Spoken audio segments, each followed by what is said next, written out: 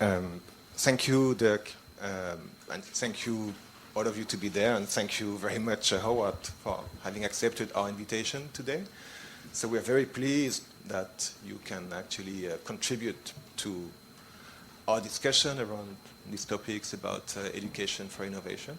And so what we're going to do is to start with a short interview, or relatively short interview, by Bruno Della Chiesa and myself. And then we'll turn to you and get your questions about all these topics. So actually, you have two good cops today. It's, we haven't divided the roles so that... and so I'm going to talk about, ask a few questions around our work on different skill sets, how this relates to your intelligences and minds, and then talk a little bit on creativity assessment and perhaps pedagogies, and Bruno will talk about STEM, citizenship education, and we'll take it from there, we'll see, and perhaps more, we'll see. So my first question would be that, your work has been very inspirational for our project. We haven't used it directly. You can see that one of the objectives of the work is to put on the agenda the balanced development of different skill sets. And of course, you're very much associated with multiple intelligences, multiple minds. And so how do you relate, the skills, intelligences, and the minds? First of all, can you hear me? Let me know if that changes. I appreciate the chance to spend time with you today. I'll confess at the outset that as Dirk was putting all those questions and themes on the slide, I was thinking about the fact that there's some things that he mentioned I don't know anything about at all, and I'm sure there are many things that you in the audience have thought about more than I have. So I'm happy to respond as well as I can to the issues raised by the panelists or by the audience, but I don't claim to have special insights on many of the topics. I have thought about these issues for a long time, but that doesn't mean that I've thought well about them. That's up for other people to say. You were asking about intelligences and skills. So let me begin definitionally. The idea of multiple intelligences can most easily be described in terms of a metaphor. If you believe that there's a single thing called intelligence, in essence, you're thinking that you've got a single computer in your skull, and if the computer works well, you can learn everything well, and if it works on the average, you'll probably be average in everything, and if it's sluggish, that's too bad. You're not going to be doing anything remarkable. The intuition behind multiple intelligences is we've got several computers, and life isn't fair, so some people have a lot of good computers, and some people don't have a lot of good computers, but most of us are kind of a mixture of some computers that work quite well and others that work all right, and still others don't work too well. My wife and I have been here in Paris for 2 days, and we were trying to figure out last night at the corner Charles Garnier which way to get to Rue Capucine, and despite maps and people, we had to flip a coin to decide which way to go, suggesting that our spatial intelligence is not all that acute. I got a certain degree of notoriety by calling these computers intelligences.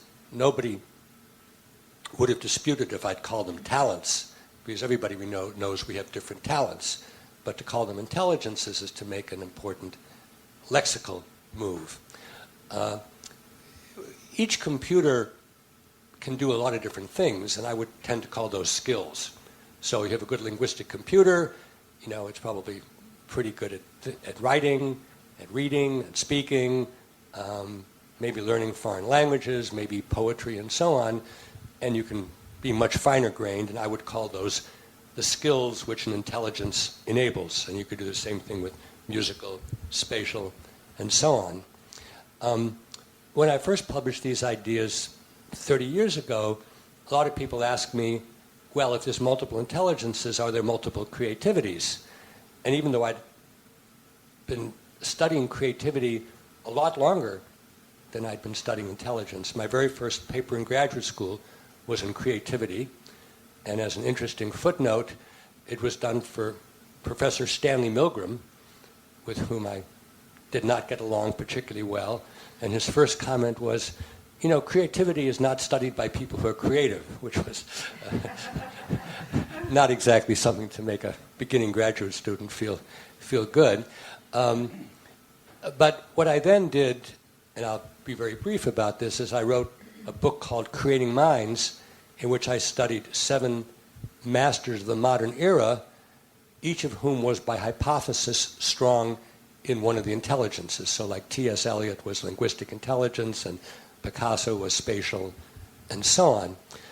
What I would now say is if you're strong in an intelligence, that means you can probably become an expert in certain areas. So to use the STEM example, about which I really know just about nothing, if you're good in logical, mathematical, and spatial intelligences, you probably can learn to be an expert in various STEM areas. That says nothing about whether you're going to be creative, because creative means using your skills and your intelligences to ask new questions and come up with new methods, evaluate unexpected results, and so on. And that's a totally different stance and set of skills than simply doing well what other people do, which is what an expert is. And because I'm sure we'll return to this later, whether you stretch those skills in new ways has much more to do with personality, motivation, and to, I think, what is probably on the minds of OECD people, the kinds of educational milieu in which you exist. Jacqueline Goodenow, a great psychologist, said about 30 years ago that in Confucian societies, learning is supposed to be error-free. That means everything is done in a small enough step from one to the next that you never make a mistake. I don't think I have to tell anybody in this room that to the extent that's true, that's a killer of creativity. Thank you, Howard. Let me continue on this creativity question. One of the big, in fact, question for policymakers in education is to translate these ideas into curricula, into assessments and teaching practices, etc. When you talk about creativity and when you've studied these creative minds, this is sounds a bit difficult for, let's say, a first grader, or and then there is sometimes one of the big obstacle perhaps to creativity is to think about this great master, the big C creativity, because we don't really know how it works, why really, and so what we are currently doing some work, and this will be presented this afternoon, on progression in creativity and how actually what that means in a school context. So, what would be your take on that? How can we think about progression in creativity? And perhaps a subsidiary question: is it something which is another big question, domain specific or domain generic? And so, what does it mean to be creative in different disciplines? I think there are a few questions packed in there. Stefan, you alluded to the fact that, unlike most people in psychology, I started out by studying very big C creators. And there was a reason for that. To be blunt about it, and this goes back to that very first paper I wrote about creativity in the middle 1960s, I've never been convinced that the kind of inventiveness that one shows on a remote associates test or on a how many uses can you come up with for a paperclip, or how many things can you see in a geometric pattern, was of much use. Word my wife and I have been using it, it designates a certain amount of cleverness. And if you're at a cocktail party and you can do that kind of thing, you might amuse other people. But I've never been convinced that there was much of a line between that and the kinds of creativity we really admire. So I took the opposite stance and said, look, nobody's going to deny that Igor Stravinsky is creative, so let's try to understand what he did. And I think there's some important things one can get out of those big C creators. I'll just mention a few things. One, they spend a lot of time mastering a domain. 10 years is usually given as a figure, and I think that's a useful one to have. Number two, and contrary to what I expected, they aren't typically strong in one intelligence. They are typically strong in a couple of intelligences, and maybe ones that you wouldn't expect given what they do. So, Freud had very unusual linguistic intelligences, which is not usually what one looks for in a scientist. And in fact, he was nominated for the Nobel Prize in Literature and won the Goethe Prize for writing. And I found in general that highly creative people are distinguished more by an unusual combination of intelligences than they are by being just very strong in one. I also talked about some lessons which I think everybody can learn from big C creativity. See if I can remember them. One is pushing what you're very good at and not worrying so much about things that you're not good at, because if you're very good at something, people will help you with things you're not good at because you can help them. So it's not trying to be able to do everything, but really pushing your own area of strength. Another one is what I call framing, and framing is really important. Maybe this is the first thing that I can say that's of any use to the audience here. Everybody screws up and fails, and the more ambitious you are, the more you screw up and fail. Again, if you have error-free learning, you never screw up and you never fail, and it's an absolute guarantee you'll never do anything very interesting. What happens when you screw up and fail? Framing is you don't kick yourself, you don't quit. You say, what can I learn from this? What went wrong, and how can I do things better next time? What other approaches would there be? And the most inspiring line in all my studies actually comes from a Frenchman, Jean Monnet. Many of you will know basically the architect of the Common Market and the European Union. And Monnet famously said, I regard every defeat as an opportunity. And if you study the lives of highly creative people, you find all the time they're screwing up because they're very ambitious. And they may be annoyed when something doesn't work, but they pick themselves right up and they try something else and they try to learn from things. And that's an incredibly important feature. In the United States, and this may be possibly a second interesting thing that I have to say, is there isn't a great deal of need to inculcate creativity in formal education. And that's because the lessons of creativity are so powerful on the streets. I always mention Hollywood, sort of positively, Silicon Valley, quite positively, Wall Street, quite negatively.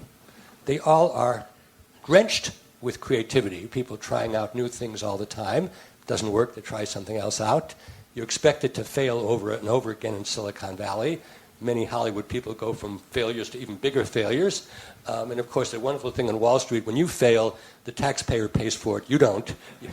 But I mean, the non-facetious claim here is the more that creativity is manifest on the street, the less you need to pay attention to it in school.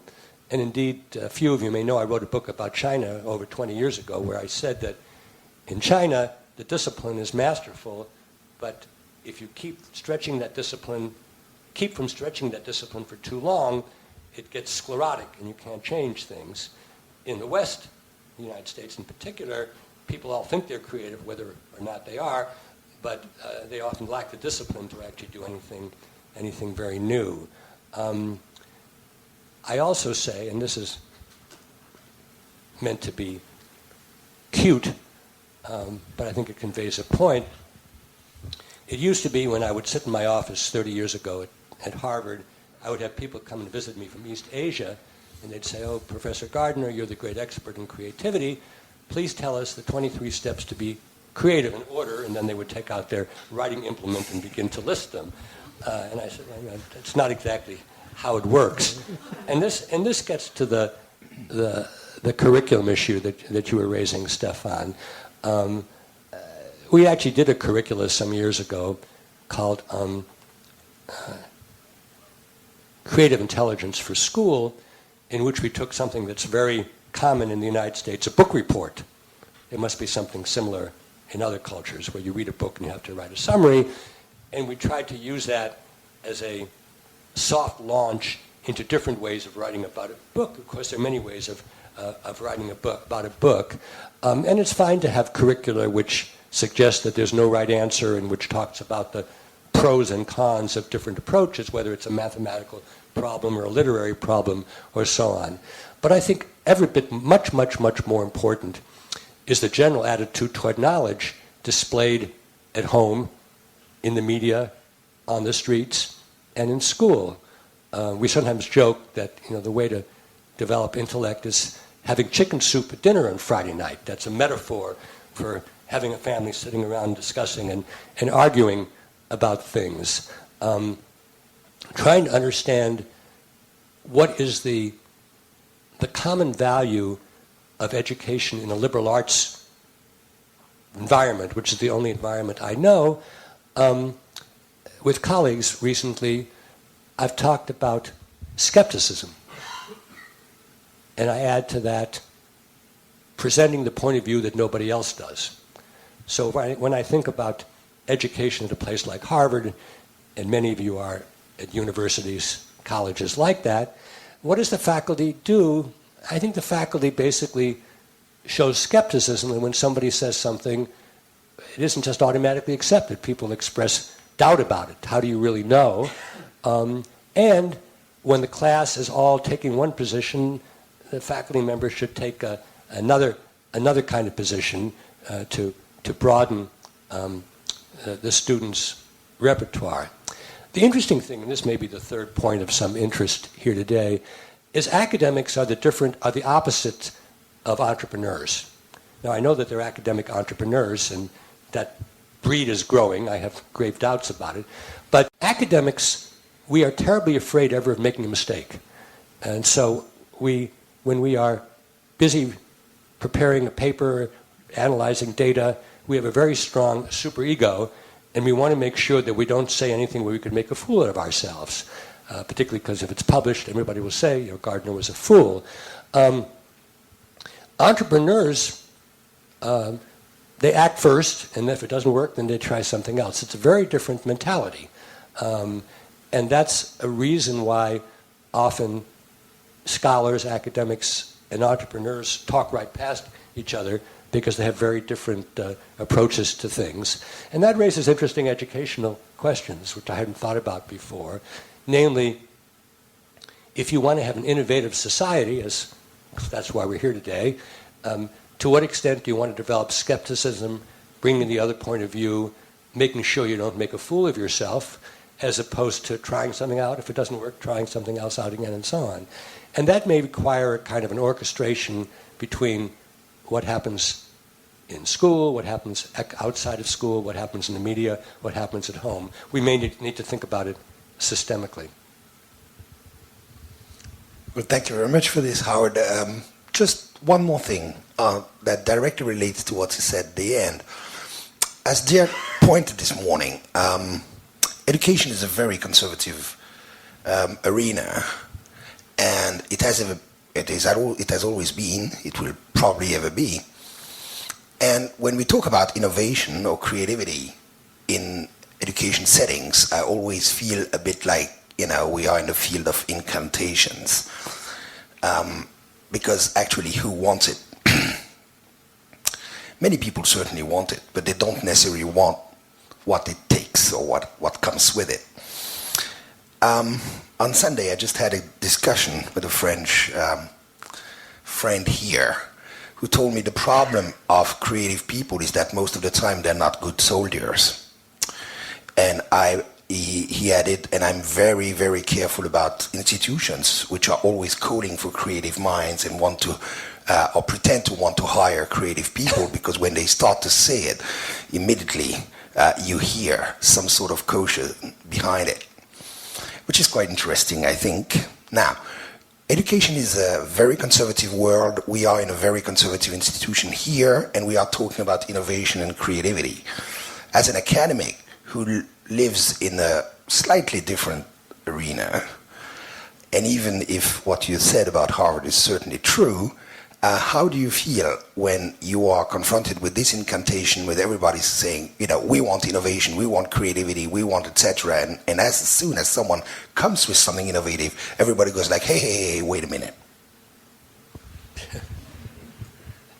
I'm actually going to ask you a question in a minute, Bruno, but because I just told you, as an academic, I'm a skeptic, I have the same attitude toward creativity as I do toward leadership. Namely, they're very important, but since there are no mission statements anywhere which don't promulgate those things, I take them with a huge grain of salt. And just like any society needs good followers if we're going to have effective leaders, every society needs lots of people who just do what needs to be done and don't fool around too much with the surgery or with the airplane or with a policeman or things like that. So I think one has to think about it more systemically.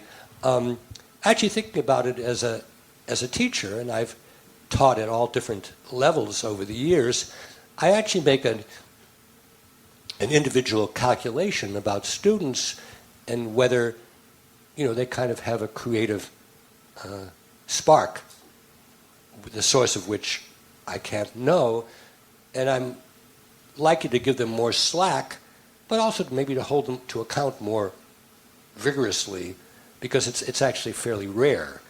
And with most students, I have the attitude, you can do better work, and I try to help them, but I don't try to sprinkle creativity onto them. But let me ask you a question which I think helps think about things systemically. I don't know a great deal about the French educational system, but my wife is a partial product of it. And from the outside, over the years, it seemed to be extremely rigid, with a famous joke, whether you're in Algeria or in Marseille, at 10 o'clock on Tuesday morning, everybody's doing the same problem in geometry. Yet, as a population, French stand out as being quite independent in mind, quite free-thinking, very argumentative, much more likely to say no than yes. And there's always some truth in these things. And I'm interested, to the extent that you don't think this is nonsense, how do you square a rather rigid Cartesian delivery and evaluation system on the one hand, and a fairly irreverent view toward life and knowledge on the other? Thank you very much. A very interesting question, as a politician would say. This is the first time I'm confronted with it, so I'm forced to improvise, and I will try something here. Einstein said that human beings remain curious in spite of the education system. I think that French people, to a large extent, remain sort of critical minds in spite of the education brainwash they have to go through. Being a complete product, almost complete product, compared to Ellen, of this system myself, I can certainly testify to that. but I will think about it more and come back to you later on with a more complete answer. Now, just since I'm supposed to talk about STEM thing, I just wanted to mention Einstein on another thing. Certainly one of these big C's, as you call it. And you know, Albert Einstein, who was not a product of the French educational system, but he was a product of the German and Swiss education system, he was a very poor performing student. And in every possible discipline, first of all, as a dyslexic, he was certainly at a disadvantage in many disciplines. He was not very good at math, he always said it, even as an adult, needed help, as he said. And in physics, he was so good that nobody understood what he was actually talking about, certainly not his teachers. So he was probably considered a very poor student during years and years and years. And I find it, now working also in Ulm, as you know, and since he was born there, I find it extremely funny that they have named one of the schools that he went to after him, even if archive shows how poorly he was actually assessed by the institution. What do you think about that? I mean, it is just an example, but we have quite a lot of them. Wittgenstein, after all, was considered a very, very poor everything, our old master, a very poor philosopher anyway, by his Austrian masters. And well, when he defended his dissertation, the Tractatus Logico-Philosophicus in Cambridge, in front of the jury, when they left the room, he went to Russell, who had invited him, and he told him, "Don't worry, the others didn't get it either." I'm going to take issue with your facts, but maybe not with the general point. I do think that that it's very important to understand the difference between a prodigy and a creative individual. It is something Ellen may talk about this afternoon. Prodigies are young people who, at an extraordinarily quick rate, become like little adults. And we have prodigies particularly in mathematics, chess, musical performance. In China, we have them in the visual arts. And so everybody is amazed when they see a 6 or 7-year-old performing at the same level as an adolescent. So that's called a prodigy. Most prodigies become experts. They're outstanding in their particular field, but they don't do anything particularly new. With the exception of Picasso and Mozart, most people who we think were highly creative were not prodigies. They were, and here's where I disagree with Bruno, they were perfectly okay, but they were seen as being odd rather than as being remarkable. And in my terms, David Feldman's terms too, they had a kind of a mind and sensibility which wasn't that well matched to the current educational options, but when they hit pay dirt, when they found an area or created an area where their own mentality fit, then they could go on and do remarkable things. Those rare prodigies, Mozart, Picasso, who go on to become creators, have to essentially reject the orthodoxy, which in the first case means reject their fathers, because their fathers were the ones who trained them to be prodigies. And they have to literally reject their fathers, which is what they do. Picasso even threw away his father's name and took his mother's name. His father was Ruiz. And there are operas and books about Mozart's tensions with his father. What the creator, who isn't a prodigy, typically does is she develops a kind of a personality that is at odds with the conventional wisdom, an unusual personality, and then searches for an area, a domain, in which to excel, but they don't search randomly, they search from within a small group. I mean, Eliot could have become a philosopher or a poet, he probably couldn't have become a mathematician,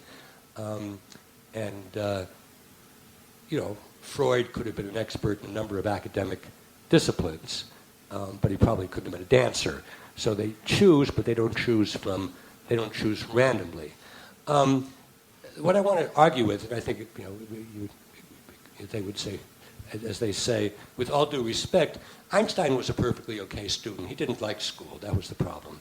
And it's only when he went to the Canton School in Aarau, which was a progressive school, that he feel he was given his okay.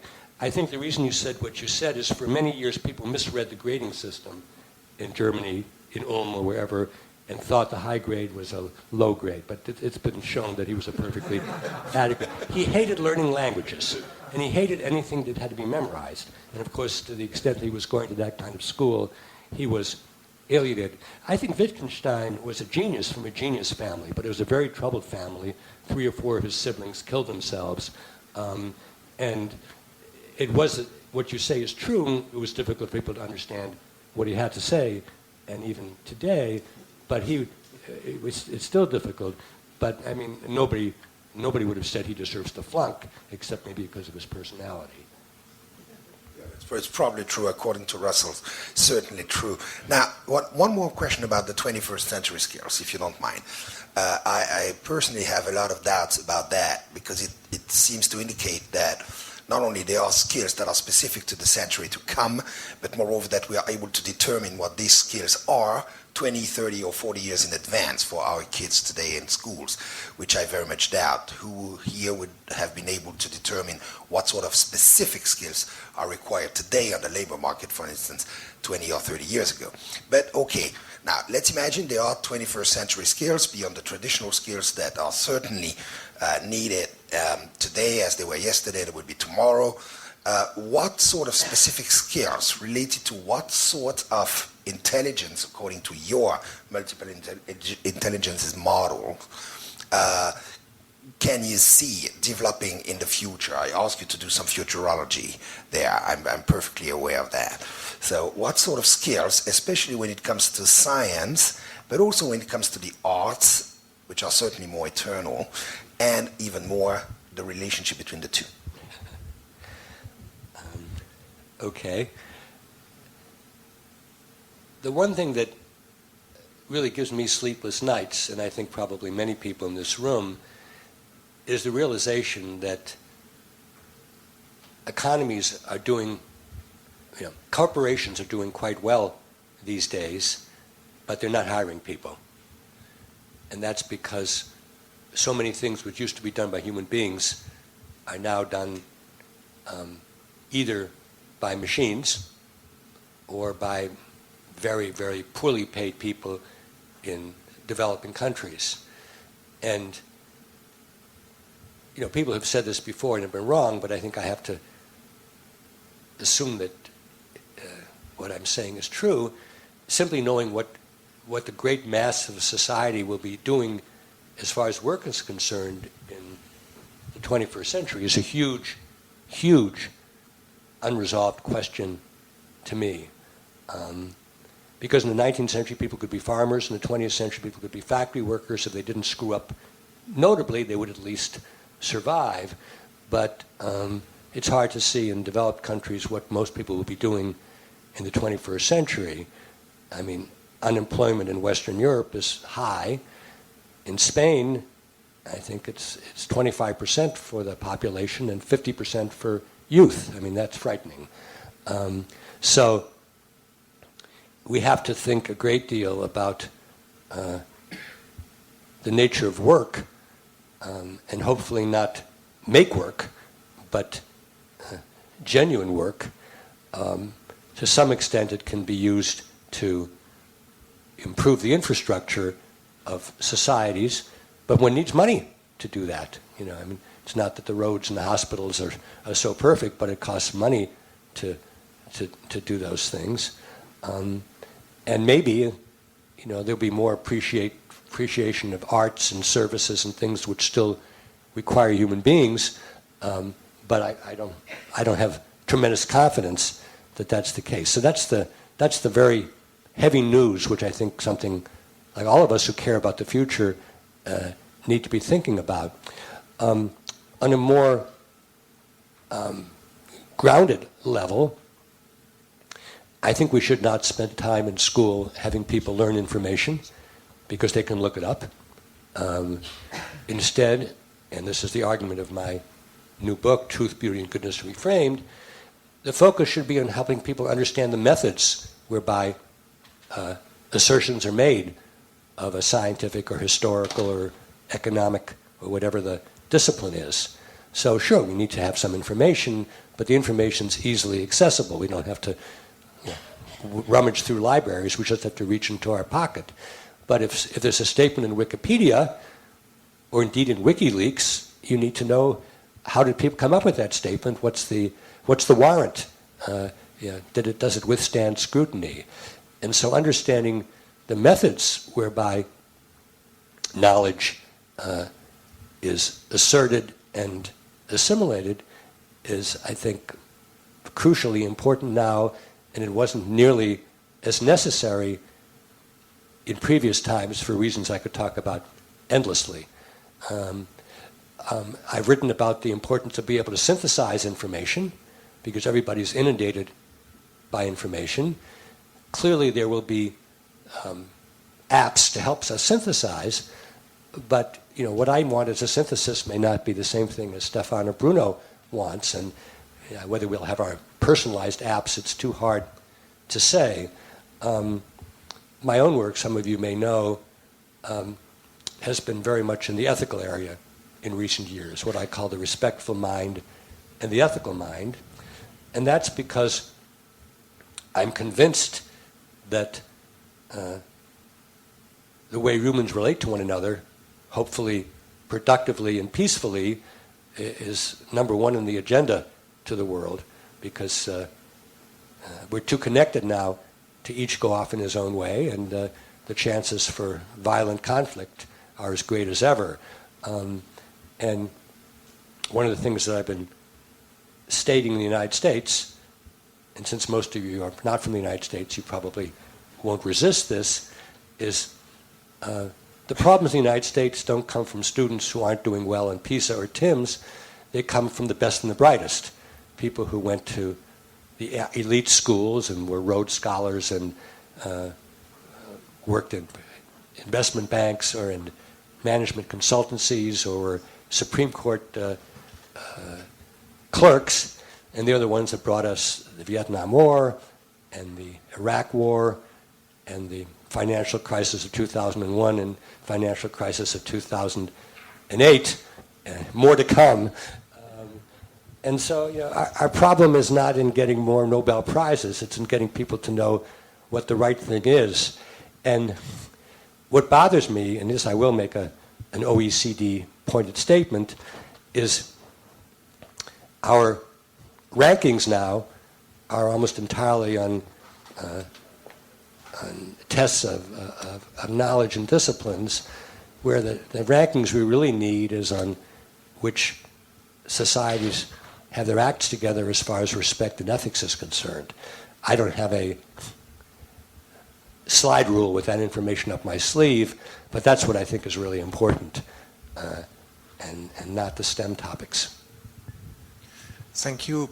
I think it's time now for you to ask questions to Howard, if you wish. So we have 2 microphones, and so if anyone wants to ask a question, just raise your hand and state your name, and so we have 1.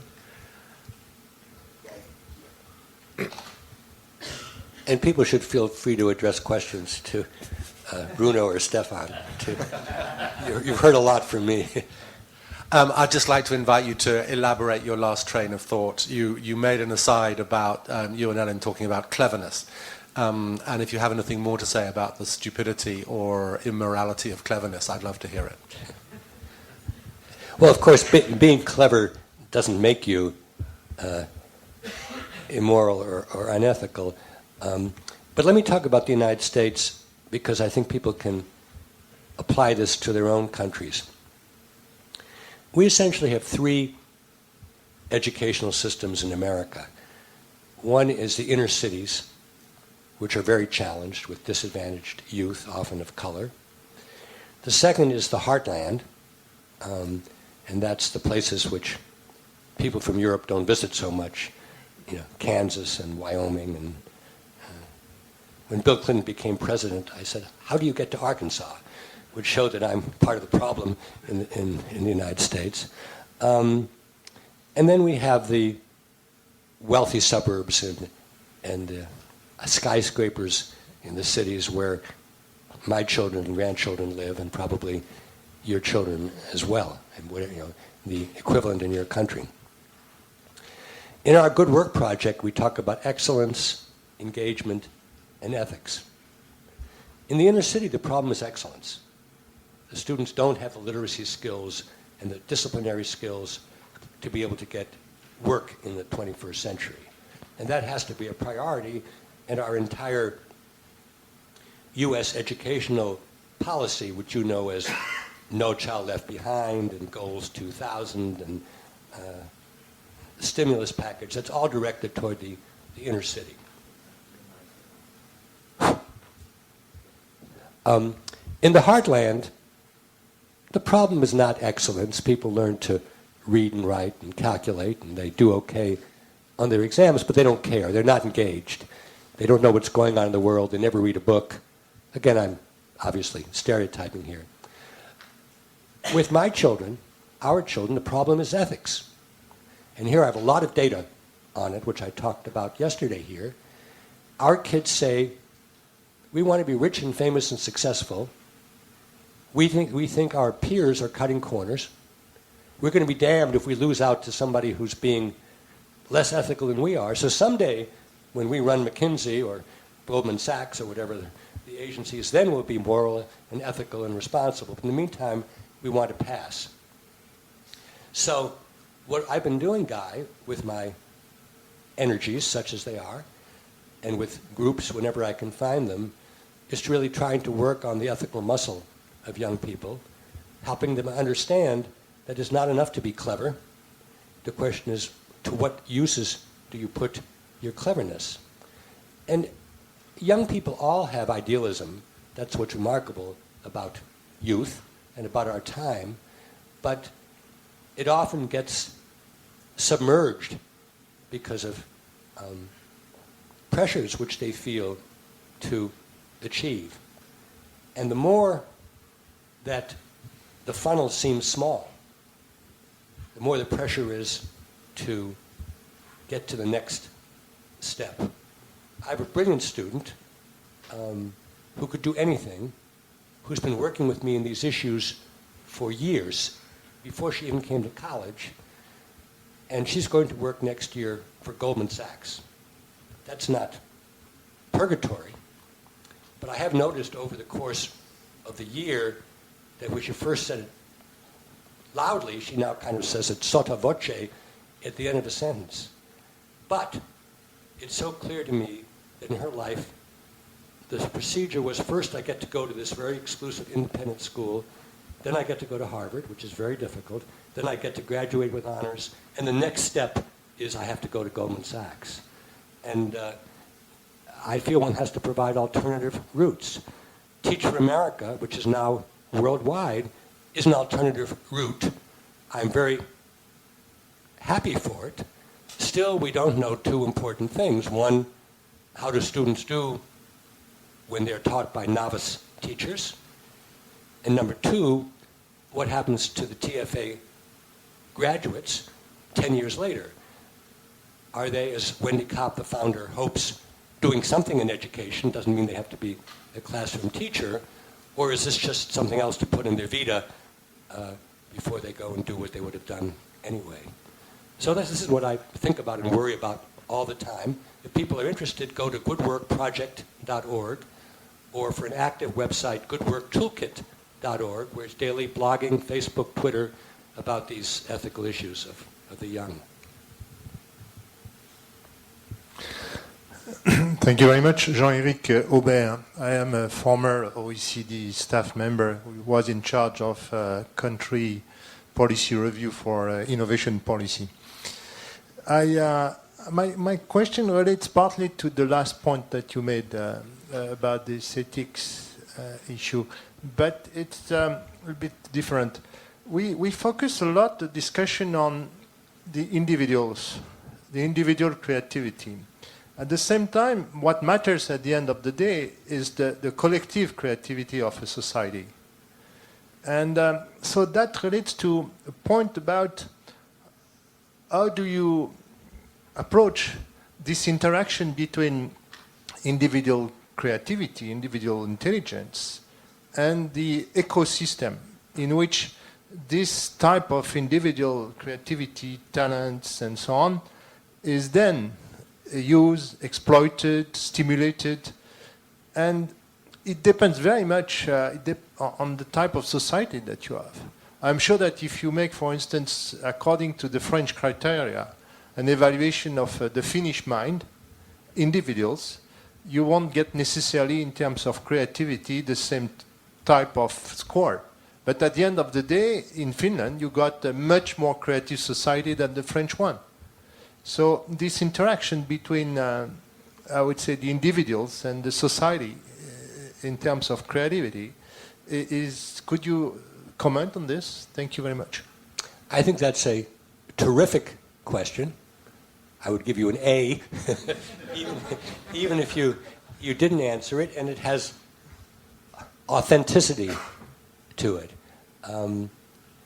And as very much a more product of the non-Finnish training, I find it easier to think about individual creativity than systemic or even national creativity.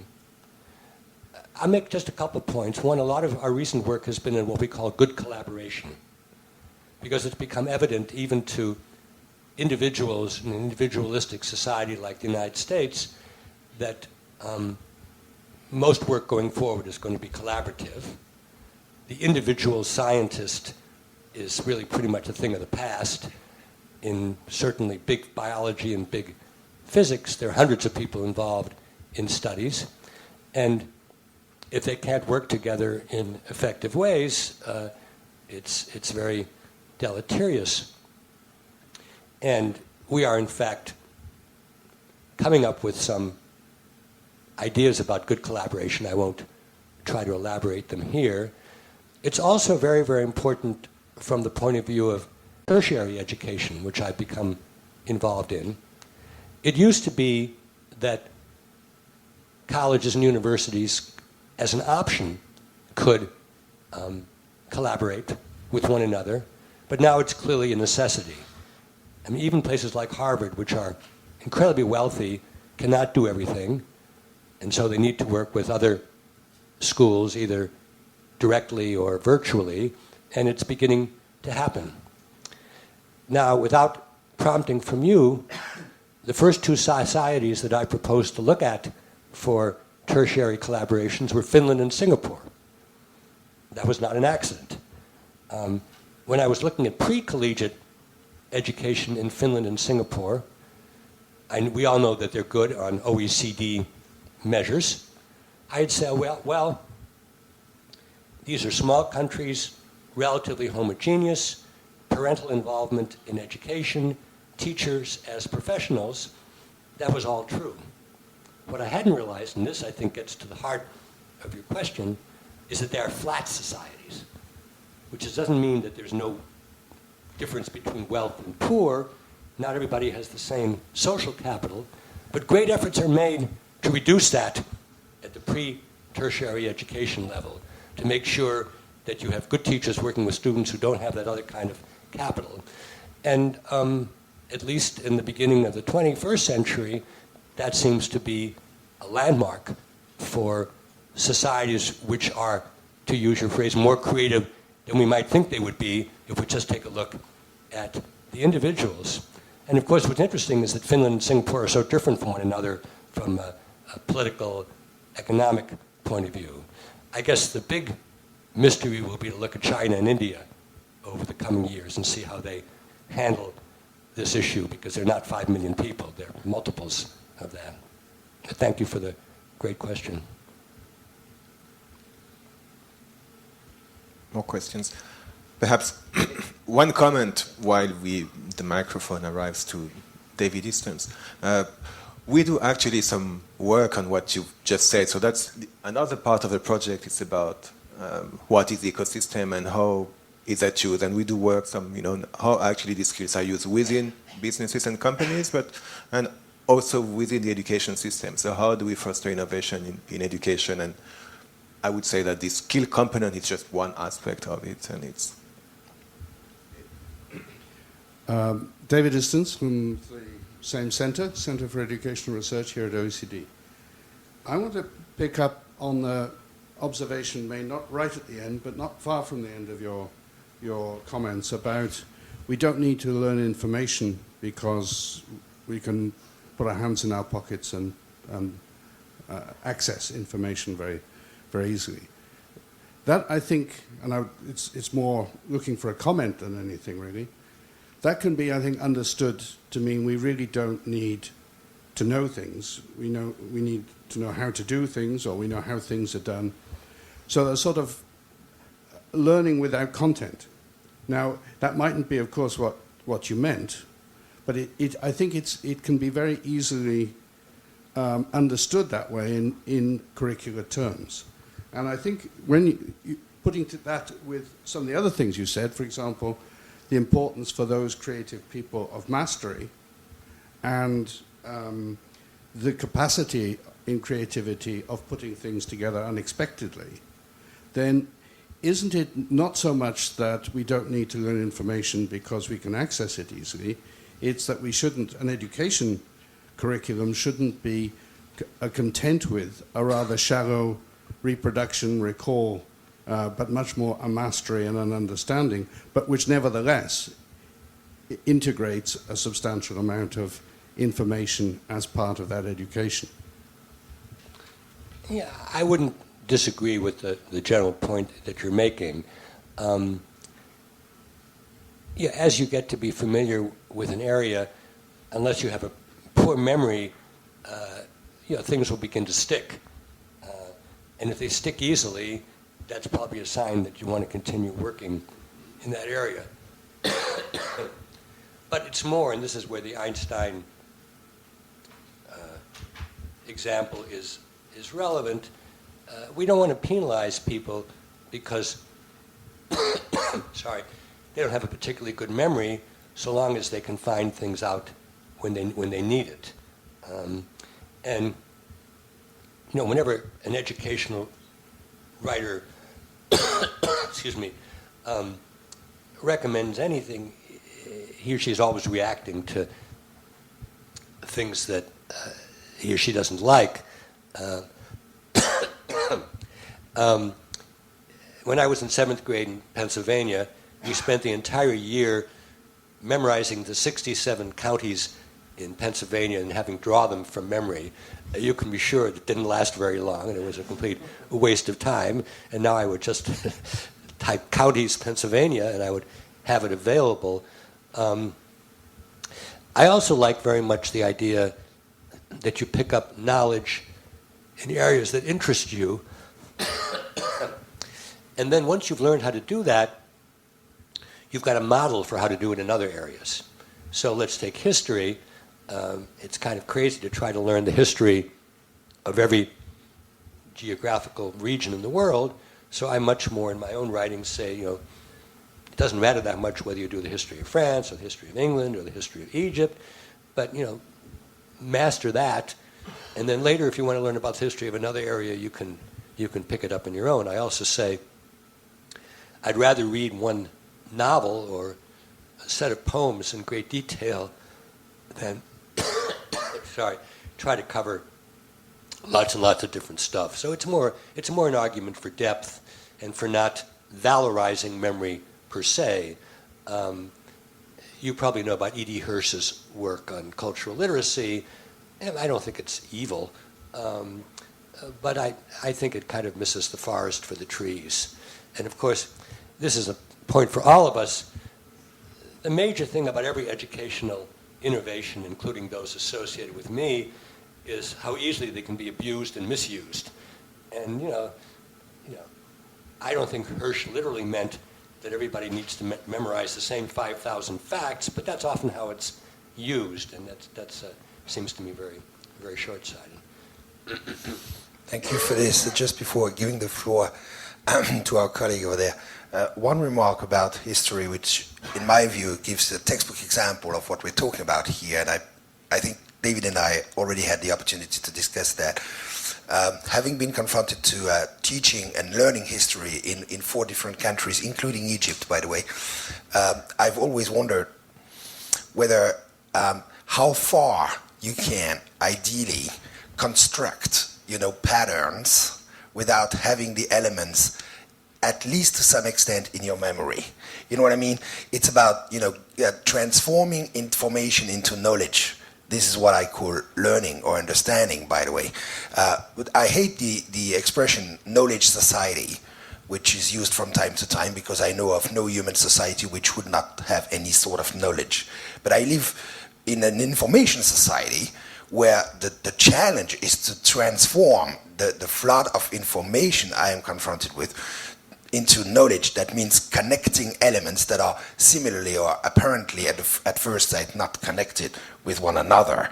And this you cannot possibly do when you rely on external sources all the time in order to get to the information. You need to be able to see, oh yes, there was the American Revolution before the French Revolution, and that's why this happened that way, and etc. It's very difficult to find on the internet, don't you think? I'm not sure I agree with you.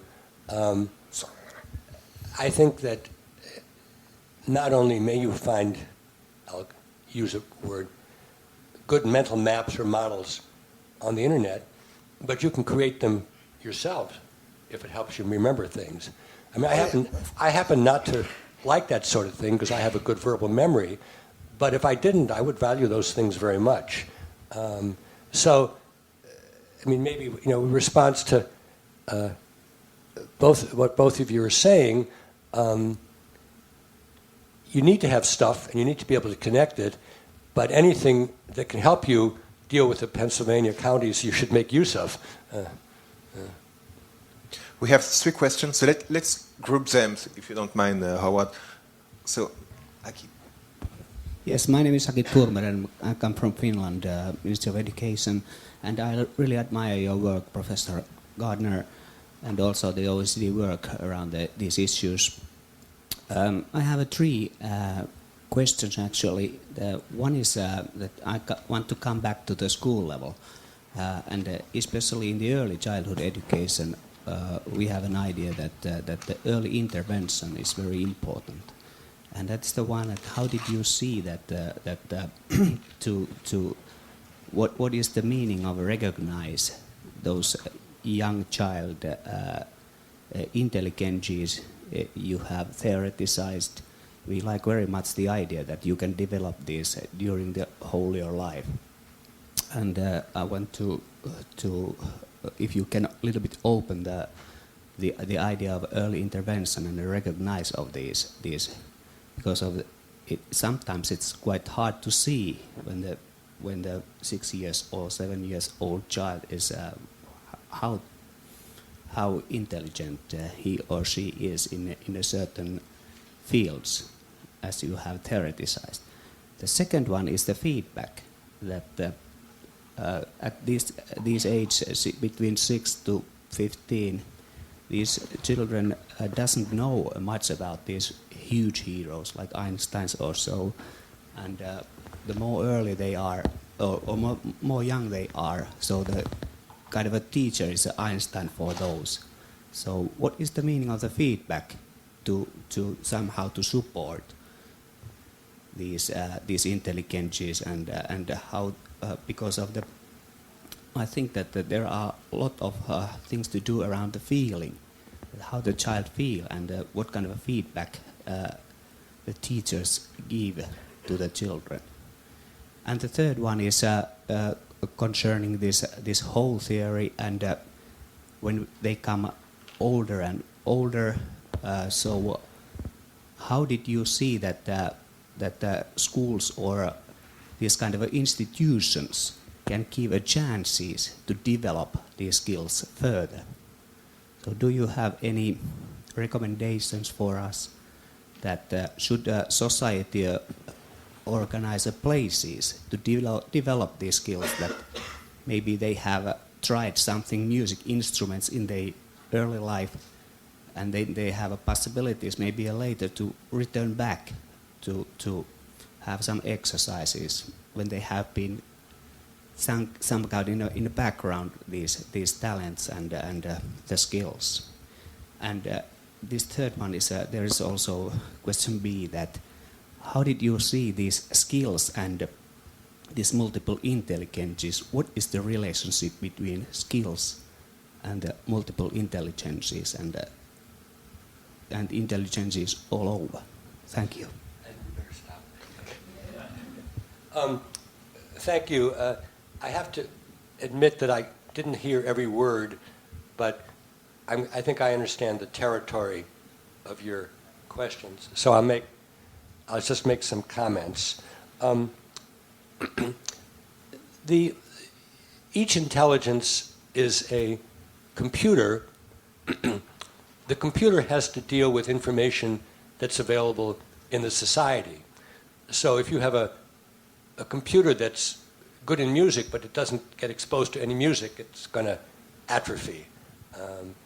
And the kind of music it's exposed to will determine the skills that people pick up. And some of those skills will be picked up without any formal tutelage. For example, being able to recognizing a melody that you've heard before, but obviously other skills like playing an instrument or solfege are things where you'll need to have some kind of training. But we might think the computer, the computer is the hardware, and the skills are the software which your society makes available for you. And some of those skills you can develop without any formal tutelage, and other you need to have very good teaching. You were asking also, where does this happen? And I guess the answer is it happens wherever it happens. Some people learn at home by themselves in rooms. Some people read. Some people play games. Some people play games with others. Some people learn from the media, which are now multiple, and they're good and bad. Some people learn in school. Some people learn in after-school programs. One of the interesting things about secondary schools in the United States is, on the whole, they're not very good. Colleges and universities are stronger. But in extracurricular activities in secondary school, we often learn a lot. I mean, most of my friends were editors of high school newspapers. We learned more there than we did in our classes, but we learned. And so one needs to be pluralistic in terms of where the learning and the mislearning takes place. The most creative and talented people rarely have very good things to say about school. We could analyze why that is. They almost always talk about mentors. Those few people whom they identified with and vice versa, whom modeled the behaviors they wanted to master, the skills, the intelligences, and helped them achieve them. Interesting in our own research, we often find reference to tormentors and anti-mentors. Those are people who the students couldn't like, but they learned sort of know what not to do from them. That's not suggesting that we inflict tormentors on people, but we need to realize that sometimes we do learn from people whom we don't want to be like. Going to your first questions, I think ideally in a society with a fair amount of social capital and human capital, the early interventions occur quite naturally, and you don't need to have a formal tutelage. But in society today, where there often isn't a lot of human and social capital, when both parents are working, grandparents may not be available, then early preschool education is necessary and desirable. I'm very much a progressive educator. I don't think that preschool should be doing the job of school.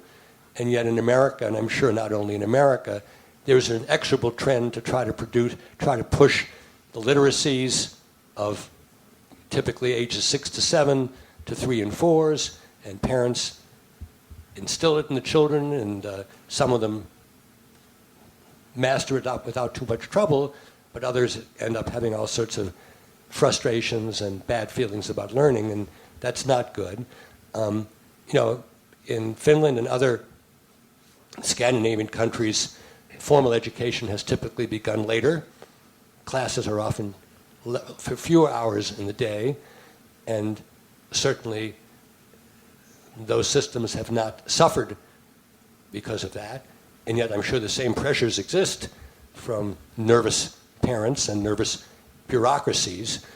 But the childhood is a wonderful gift, and when it's taken away, that's a tragedy. When I was 10, I did have pictures in my study of Einstein and Ernest Hemingway, but I think it's because I liked the photographs of Karsh. I don't think I had the slightest idea who these people were.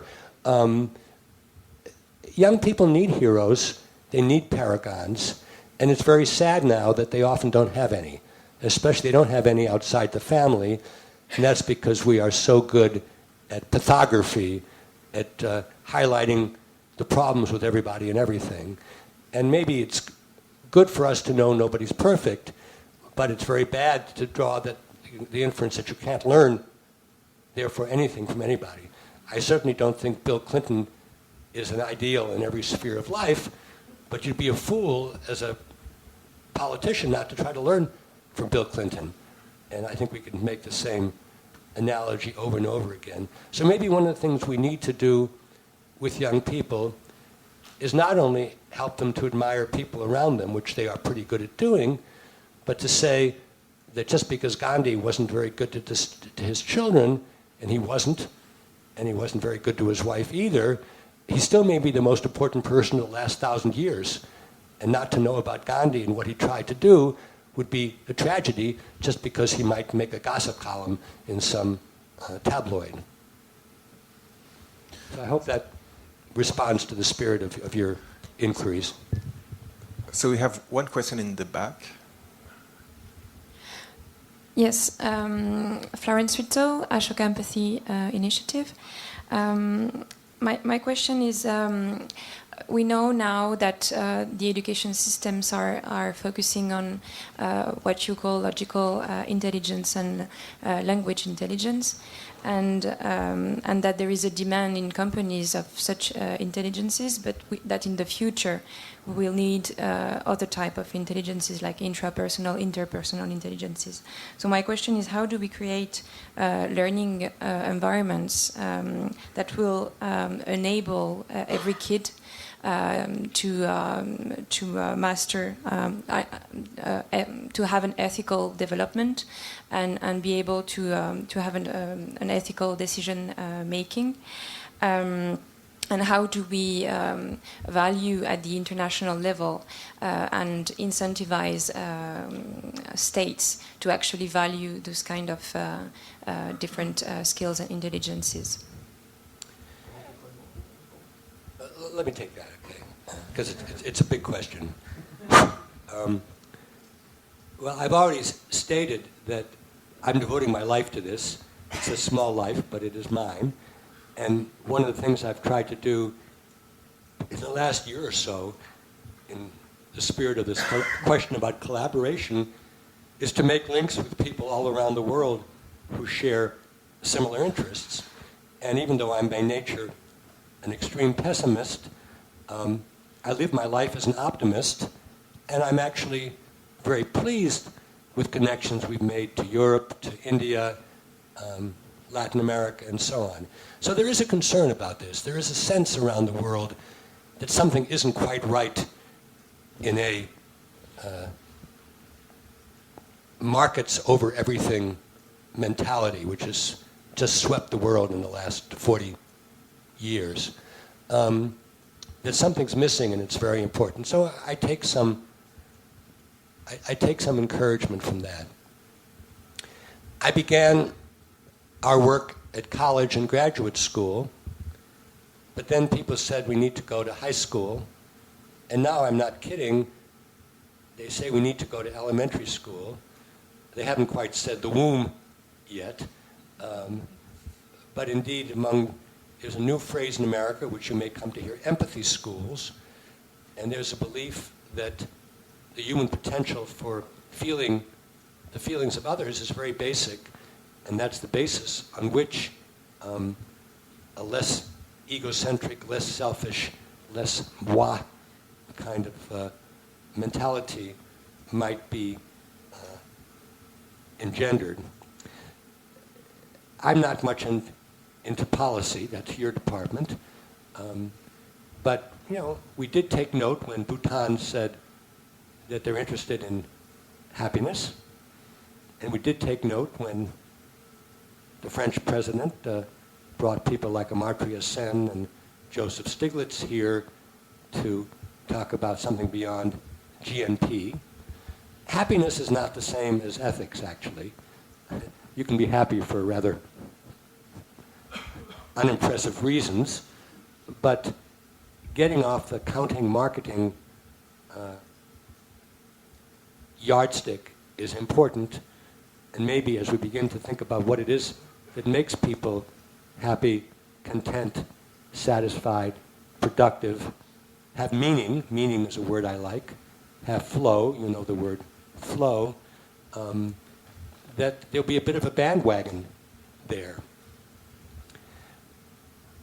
I don't think you can give a number to respect, but I can tell you, I can go into almost any school in the world, and I can ascertain pretty quickly whether there's an air of respect or not.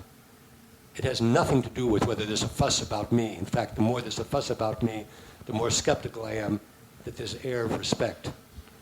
And when it comes to ethics, and I've thought a great deal about that, I'm quite confident as an anthropologist I could go into 2 newsrooms or 2 law firms and determine pretty easy which one has an ethical compass and which it doesn't.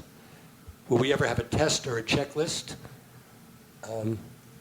I would say only if it's genuinely helpful. But as you all know, measures are easily converted into checklists which have no meaning anymore.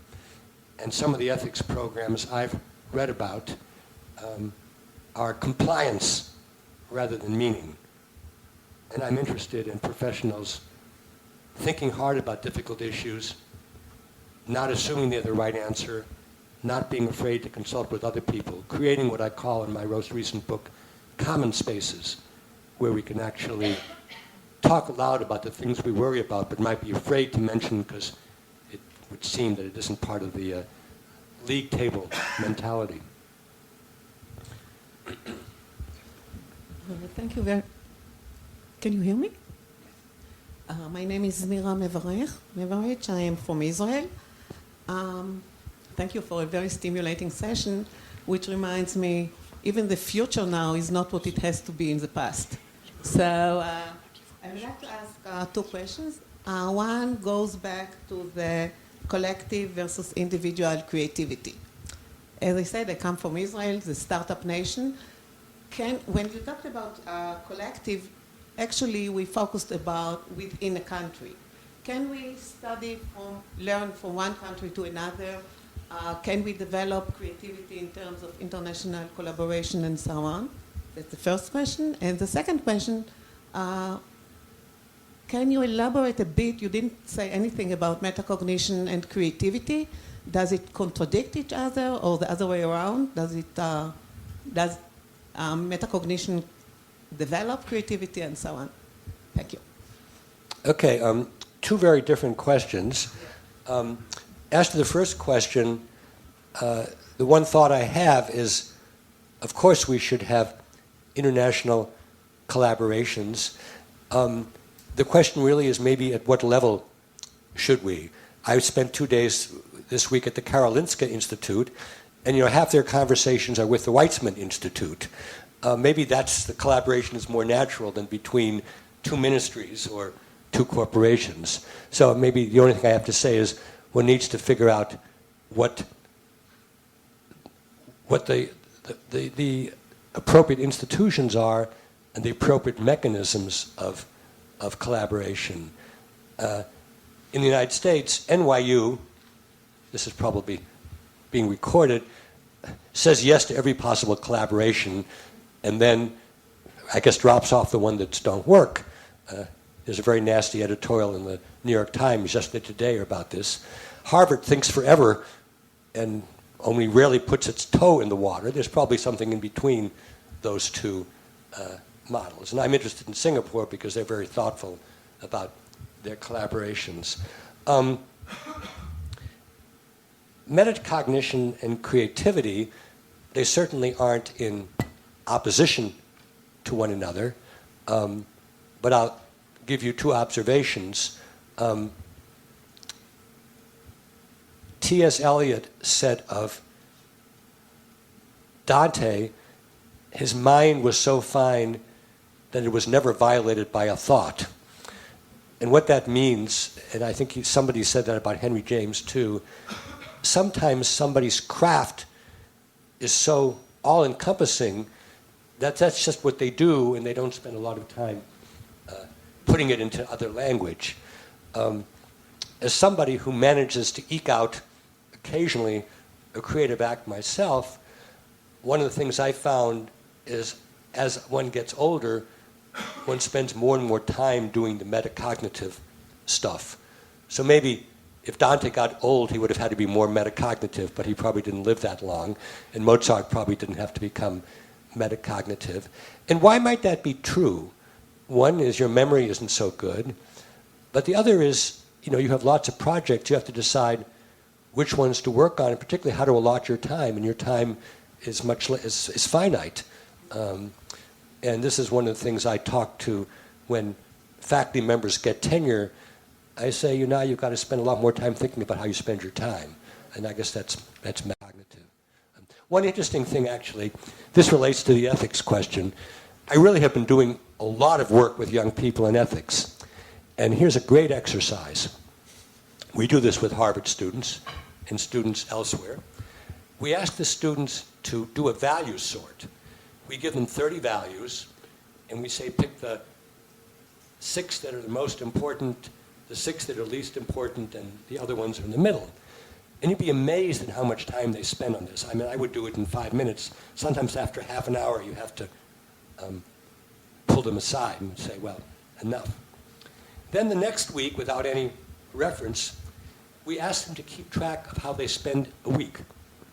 And so they have to make a kind of a pie chart, how much time they spend sleeping, on the internet, and so on. And then we say, let's put your time chart next to your values.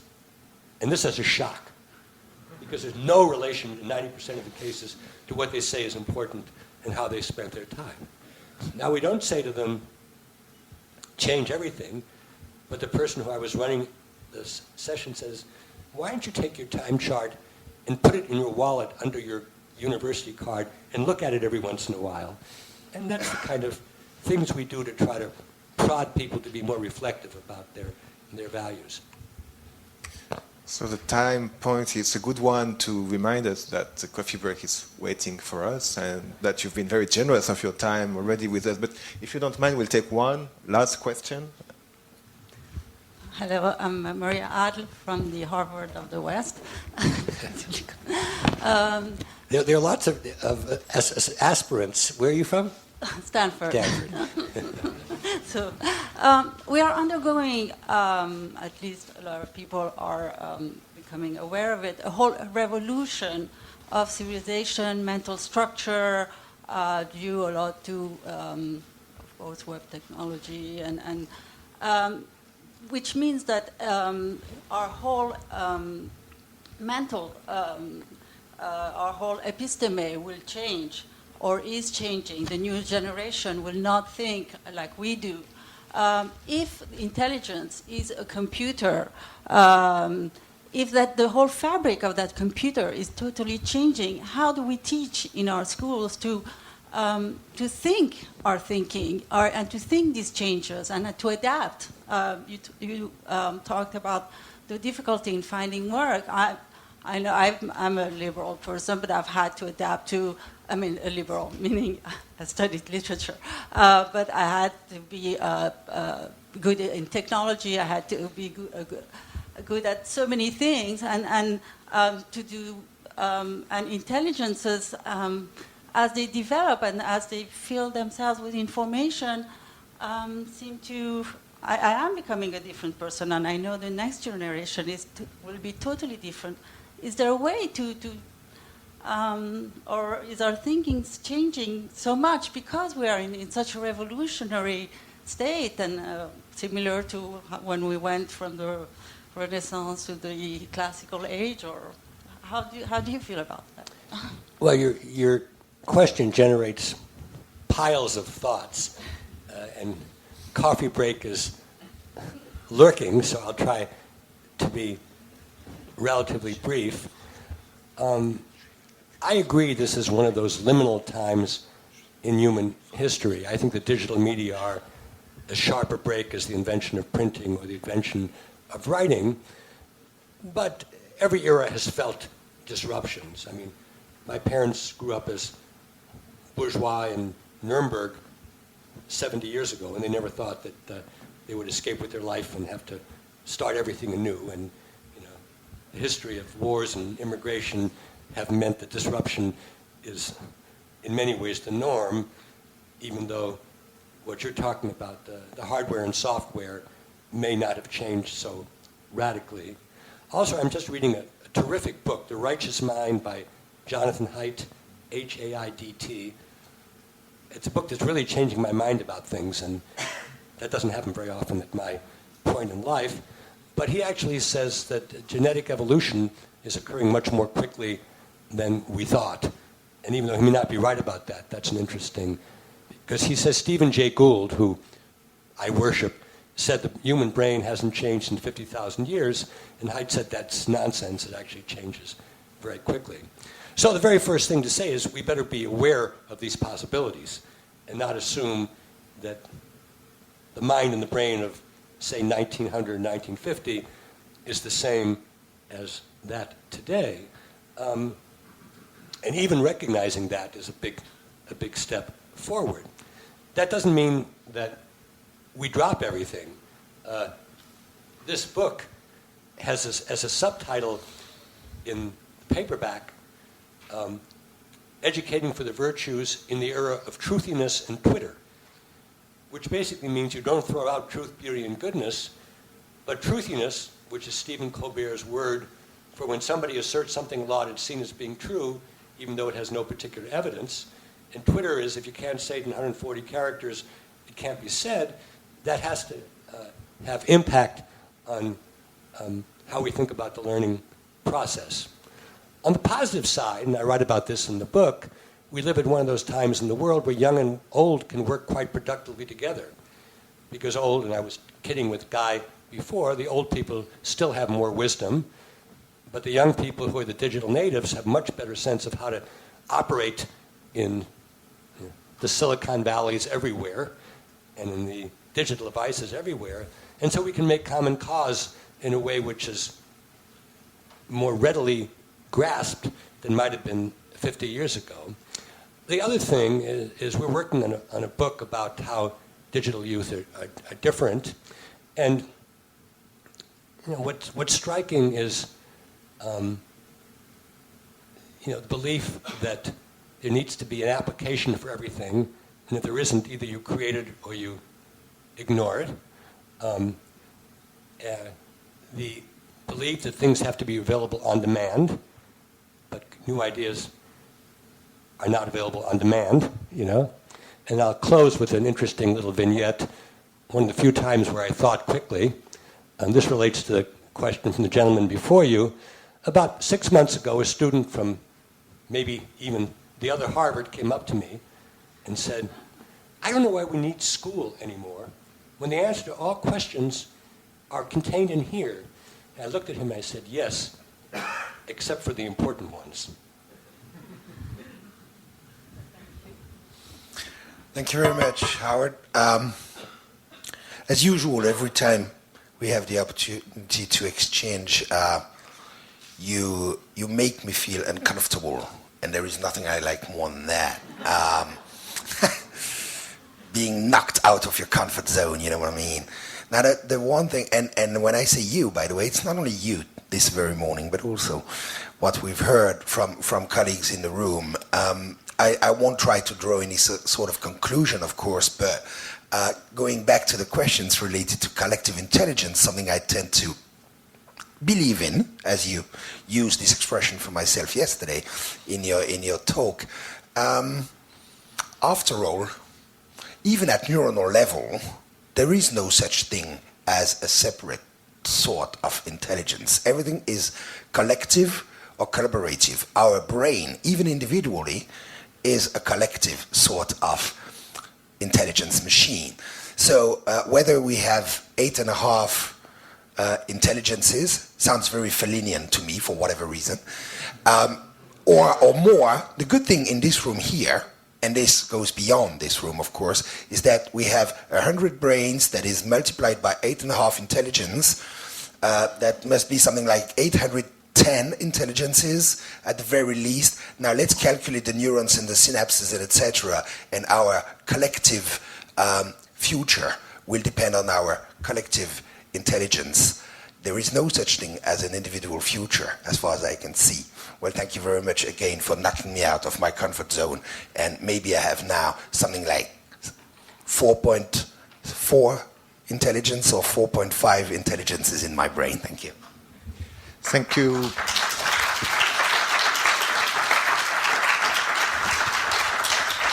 So perhaps I will finish for some, advertisement for Howard's latest book, Truth, Beauty and Goodness Reframe, and I actually encourage you to read the older ones too, because they're still really excellent reads, and you don't have to agree with everything that is written in there.